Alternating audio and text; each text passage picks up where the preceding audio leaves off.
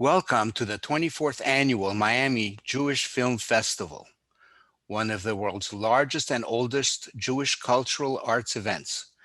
We want to thank all of our members, sponsors, community partners, volunteers, all of you film lovers, and especially our presenting sponsors, the Center for the Advancement of Jewish Education and the Greater Miami Jewish Federation for their continued support throughout all these years. My name is Adrian Mueller, and I'm excited to be moderating a virtual conversation with actor Philippe Tlokinski, director Thor Klein, and producer Lena Vurma from the movie Adventures of a Mathematician. First of all, let me start, if I may, with Lena Vurma and congratulate you for receiving the VZF Young Producer Award of 2020 for this movie. Can you tell us a little bit about what inspired you to produce this particular film and what it means to you to participate in this very important project, especially given the recognition that you've received for the production? Thank you, Adrian. It really means a lot to us to play at the Miami Jewish Film Festival. We're very excited to be part of it. And of course, we would have loved to be there in person with you, but we're glad this is an opportunity to show it in the virtual cinema, so to say. Coming to your question, for me, it's a very important movie because, first of all, I'm the daughter of an immigrant myself. So my dad, he fled Czechoslovakia in '68 and came to Switzerland, where I was born. So this was a core of the story that touched and resonated with me deeply. So when Thor came to me with the story about Stanislav Ulam and asked me if I can look into purchasing the rights of the autobiography, I was completely touched by the story from the beginning, and I optioned the autobiography. And so we kind of formed this international team from the beginning because, of course, Stanislav Ulam was a Polish mathematician immigrating to the US during the Second World War. And I knew that from the beginning, it needs to be an international film. We need to find a great Polish partner. So I found Joanna Szymanska from Ship's Boy in Poland. And since the beginning, since we started to develop the film together, Thor and I, Joanna was also part of the whole journey and adventure. So yes, it is truly an international film.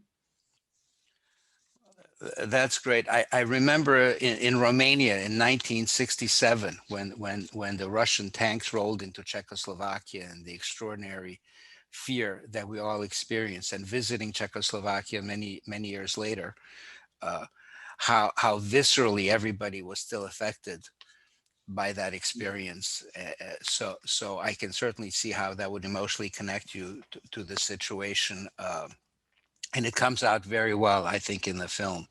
Uh, uh, a question for Thor. You're the writer, director, you're recipient of the American Breakthrough Filmmaker Challenge Award, and you're doing a lot of this international work, and Dragonfly seems to be very involved in content and writing and high quality ideas and important concepts. What connected you to this movie? You have an overall science connection, but this seems to be also very historically significant. What does this movie mean to you, and what did you try to convey when you wrote this film? It started actually when I was about 13 years old. I came across a book in the library in my hometown, which was about the Institute for Advanced Study, the place where Stan and Johnny met. And I just fell in love with the ideas and the characters, and it stayed with me. I wanted to become a mathematician myself for a long time then, in my teenage years. But unfortunately, when I was about 16 years old, I was sitting next to a guy in class who was actually really significantly talented in mathematics, and it became obvious to me instantly that I just don't have this talent, and it was very traumatic.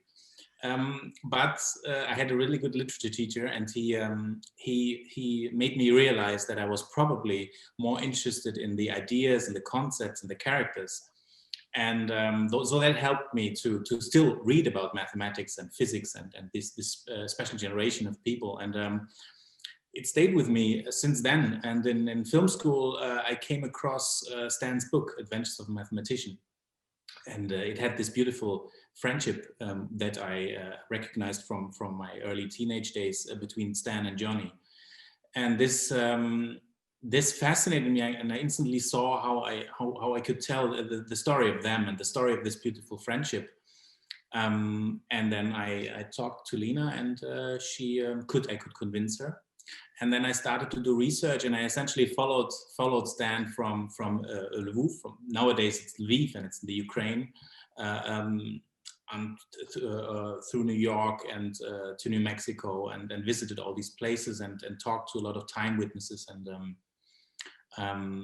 and it grew in me. The idea and the film grew in me, and and then I ended up here, I guess, essentially.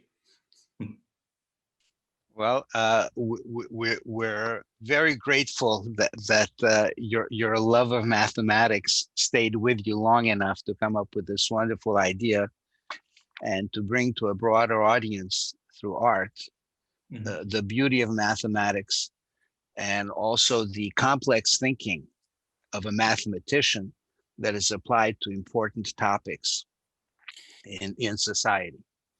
What I would add to that, because you are completely right, it's in the sense that from the beginning, I looked at Stan and Johnny also as artists, because mathematics is also an incredibly, it's a creative task in the first place. And that was for me also the key to this, because I was not so interested in just doing, this, what they call in Hollywood, cradle to grave films, where you start, with someone as a kid and then you have his life story, and then that can also be beautiful, but that was not what intrigued me. It was really the fact that these were artistic. Stan is an artistic personality, and that still fascinates me about it. Just to add to your question. Absolutely, and I think historically we look at the connection between mathematics and music and philosophy and the crossover of ideas in a very clever piece of dialogue in the film. There's a tie-in between quantum physics and philosophy, and how you get into these areas where the lines blur, and where philosophy and mathematics and theory and all of them kind of converge in a way that's more poetry than science. Philippe, I want to ask you a question, especially because Thor brought up the relationship between Stan and Johnny, which is really an extraordinary piece that moves the film along at a very personal level. And I want to tell you that I thought your performance was just right. There's Goldilocks. There's too much, there's too little, and then there's just right. I think it was emotional and understated. And you brought along the dignity of a person who is a cultured person, an intellectual person, but feels deeply beneath the surface. So can you say something about how you connected to the character of Stanislav, who is from really a different background than you, and how you brought that into the relationship with Johnny, which is really a beautiful, beautiful portion of the plot? Well, first of all, thank you very much for those kind words. It means a lot to me. I would say that my best friend, my best partner on a set during a movie is always the script. And here we have, I mean, it's a dream to have such a good script. So thank you, Thor, and thank you, Lena, because it's a real gift when you get a script that when you read it for the first time, it's a pearl, it's something beautiful.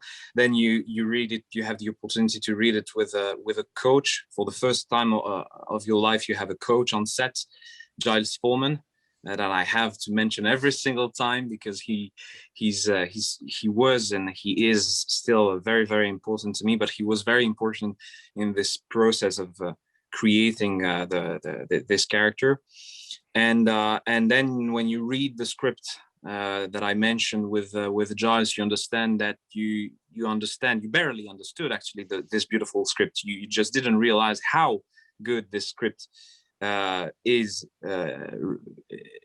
It really is.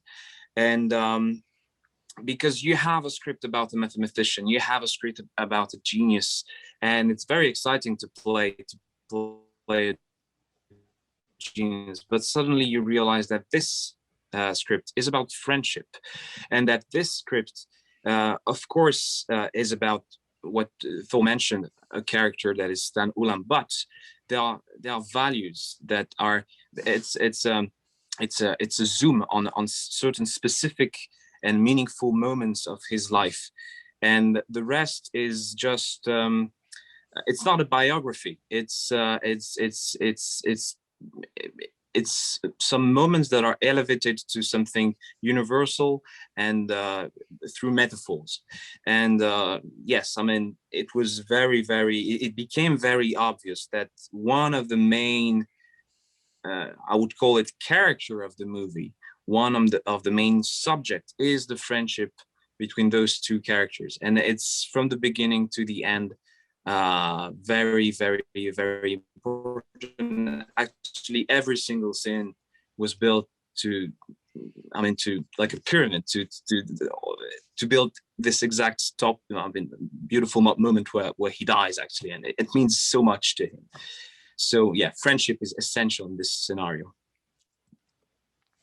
Well, it certainly came across throughout the movie from the very beginning, when the two of you were walking in that opening scene, and it was a very interesting way to set up the situation in something that is very traditionally Jewish. This is a Jewish film festival in which even highly cultured, I would probably speculate, secular Jews who had a connection to Jewishness, but that connection was expressed through jokes, through history, through ancient wisdom, through love of family, and how that tradition somehow permeated through these characters that had immersed themselves by choice into a very secular, scientific, modern world, and yet that was still part of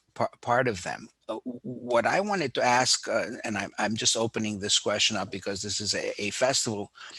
How do you think that although the trauma of the Jewish experience at that time had affected everybody, how do you think it informed the moral decisions and the internal struggles of the scientists, and particularly of Stan, as he tried to deal with the ramifications of the research that they were doing and where science was taking them?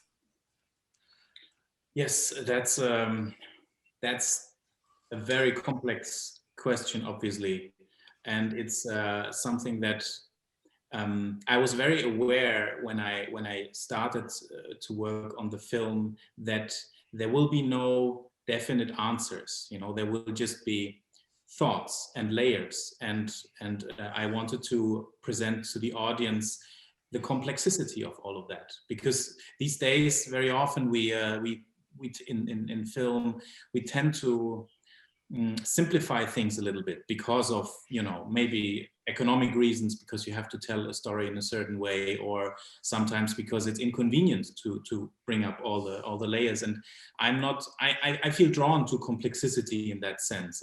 This is something that I embrace in my I try to embrace in my writing. In Stan's case, I would say in the beginning there was not so much for me it didn't start with the moral question, because they were immigrants and they needed to find a way to stay in the US. And these job offerings, these programs that were also a chance to kind of get organized and help your family to maybe to come to the US or to stay if they were already there. So for me, in the beginning, it was a very, very clear thing that that he would go there. And then, of course, you had the cause of, building the atomic bomb before Hitler has the atomic bomb, because it was, at least there were strong rumors, even though in this time period, at some point, certain people knew that Hitler wasn't able to build the bomb. But in the beginning, when they arrived there, Stan and the others for sure had to, that was a possibility that they would have the bomb before the Americans if they were not fast enough. So all of this was on the moral side a very, I would say, a very clear thing. But there were a lot of people around in Los Alamos who actually thought that that they would just demonstrate that the bomb works and that's it, and then they would step away from it. And if you think of someone like Richard Feynman, for example, when he basically, after he saw what they did, what they would, I think he even foresaw that they would use the bomb. He did not want to be a part of any of that any longer, and walked away. But the thing is that afterwards, after the end of the war, you had this new Cold War, evolving, and you had people like Edward Teller who foresaw this rightfully, because these people came from Eastern Europe. They knew about the problems with the Russian influence in Eastern Europe, and they were very suspicious about that, and rightfully so. If we think about Stalin and all that. So afterwards, the question became much more complex, and I think it was, for all of them, it was a struggle. Maybe not for Edward Teller. I think he had a clear idea where he stood and all that. But for Stan, it was a lifelong struggle, for sure, because on one hand you needed. There were good reasons to participate, and on the other hand, there were also very good reasons to walk away from all of that. I have to tell you that's what I found so touching about the movie, that it could cover such a large panorama of things of interest, from the global issues of nuclear weapons and weapons of mass destruction to personal relationships, and the movie really had so many layers.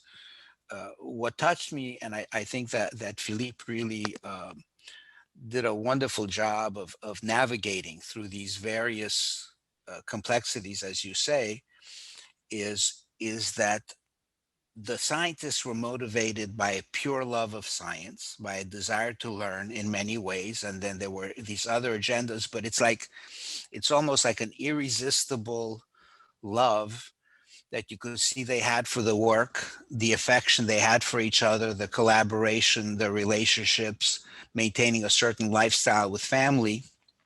And what would appear to be the bigger topic, which is the topic of their work, seemed to kind of be layered into the background of all this love of science, or interest in discovery, personal connections, interest in helping their families get settled. And I also had the immigrant experience from Eastern Europe. And I know that there's very little time for fancy ideas and theories when you're just trying to survive and get your family to safety. And I think you convey that very well throughout the movie. I want to just kind of throw out an open question to everybody. We're all looking forward very much to the theatrical release of this movie, which hopefully will be coming up in the fall if things normalize in the United States. And I know that you also have international release dates scheduled. Of course, I'm particularly interested in the US in the fall. Can and this is open to all three of you. Do you have any thoughts on what you would like the reaction to be? What you would you like the takeaway for the public to be when there is a broader release and more people get to see this wonderful film? You want to go first? Yeah, I think for me, of course, we only saw it properly once with a real audience in Palm Springs last year, and after that everything went online.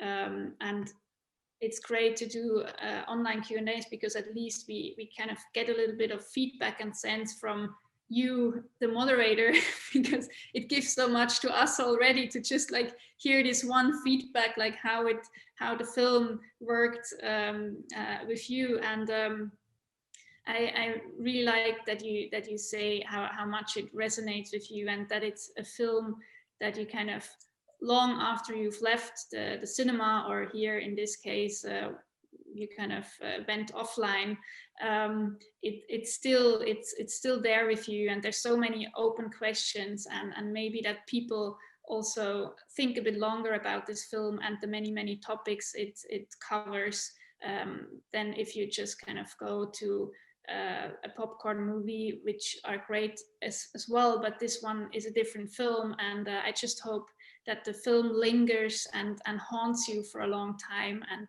maybe also just awakens the interest in more complex topics and politics and history, and at the same time immigration. And that actually, I mean, it's, for me, it was crazy, and I wasn't aware of that before I started this film together with Thor, that these were all European immigrants, most of them with Jewish roots, in the US, kind of building this new era of digital age, which wasn't there before. So all these little things that kind of culminate in this movie, I hope this is something that stays with the audience for a long time. Well, thank you, Lena, for producing it, and I can assure you it's going to stay with me, and I intend to view it again. Movie. I'm on a TV series set now. Please, I'm sorry. Yeah, go ahead. Please. What? Yeah, go just ahead. heard my dog wanting to go in front of the camera because he wants to work, and they're trying to find me. I'll tell you one thing. I don't know what I have no expectation for the reaction. I have no dreamed reaction from the audience, except that I hope that the movie they like the movie. But I miss the audience. I miss the festivals. I'm so grateful for those moments, for those Q&A through Zoom, but it's absolutely not the same thing. The pandemic just took away one of the most beautiful part of movie making. One of the most rewarding part of this job is meeting people in real life and just feeling the audience liking and crying or laughing in this beautiful room that is a cinema. So I miss the audience. I can tell you just this. After all, I'm an actor, so I need an audience. Well, hopefully this is only a postponement, and we will have an occasion to enjoy all those things together in the future. And I want you to know that for not being in an audience, just seeing the movie on telecast on video, it was a wonderful experience. I also suggest that you get your dog a Screen Actors Guild membership if he's going to appear on camera. Otherwise, there may be some sort of a violation. Thank you very much for the conversation. I have to go, unfortunately. So, okay. Now Thank you. Me on set. Thank you very much. Thank you, Philippe. Break a leg. I hope not. Hope not, of course. Well, and Thor, do you have any comments as well on the takeaway? What you hope people will take away from this movie now and when there's a theatrical release as well? I had an extremely beautiful experience also in Palm Springs. We had a few extra screenings because so many people wanted to see the film, and there was a screening where a lot of older people were in the room. I would say above 70 probably, and for me it felt, and they because I was very worried in the beginning before the premiere. I was very worried about how people would get these jokes, you know, if they really get them, you know, because you never know. I mean, you just with a joke it's really difficult, as you know. but immediately they kind of, you felt that they were attracted by the charm of Stan and these jokes. And it was, for me, it felt as if they were watching a film about their parents. And this was so incredible. It was such a warm feeling in this room, and this is what I what I wish for a little bit. Also because in the US, a lot of people are very aware of their roots. You know, in Europe, that's not necessarily the case everywhere. You know, people sometimes don't know about their ancestors or anything. So that's a different approach. The audiences are, in that sense, very different. And I'm very curious. I obviously I don't know what to expect in a lot of these other countries, because I don't have any experience with these audiences. But I'm really looking forward, especially to the American audience, because I think this immigrant topic is something that that can provide a very beautiful experience for the audience. I want to thank both of you very much for taking the time with us today. I hope we get to meet in person, and I hope we get to have that experience of sharing this movie in person. And I encourage you and I thank you for bringing big ideas to the screen.